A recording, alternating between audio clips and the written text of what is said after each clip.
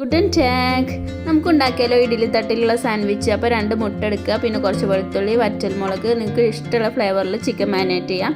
ഇതെല്ലാം കൂടി ഒന്ന് 15 മിനിറ്റ് വേവിച്ചെടുക്കുക കേട്ടോ. നിങ്ങൾക്ക് ചിക്കനൊക്കെ നല്ലപോലെ വെന്ത് കിട്ടും. ഇനി പേടിയുണ്ടെന്നുണ്ടെങ്കിൽ നമുക്ക് 20 മിനിറ്റ് വരെ വെക്കാം.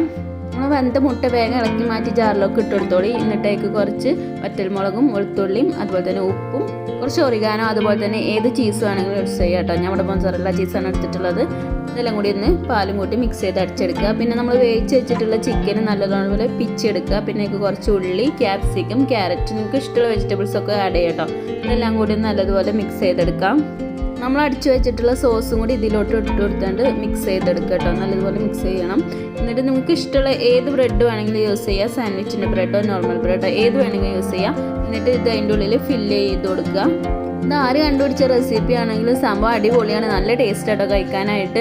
കാരണം അത്രയും ഹെൽത്തിയാണ്. ഒരു ഓയിലും നമ്മളോട് യൂസ് ചെയ്യുന്നില്ല. ബട്ടറിലാണ് ഞാൻ തോന്നുന്നു ജസ്റ്റ് ഫ്രൈ ചെയ്തെടുക്കുന്നത്. അപ്പോൾ എല്ലാവരും ട്രൈ ചെയ്ത് നോക്കണം. അതോടൊപ്പം നമ്മുടെ ചാനൽ സബ് ചെയ്യണം, ലൈക്ക് ചെയ്യണം. എല്ലാവർക്കും ചൂസ്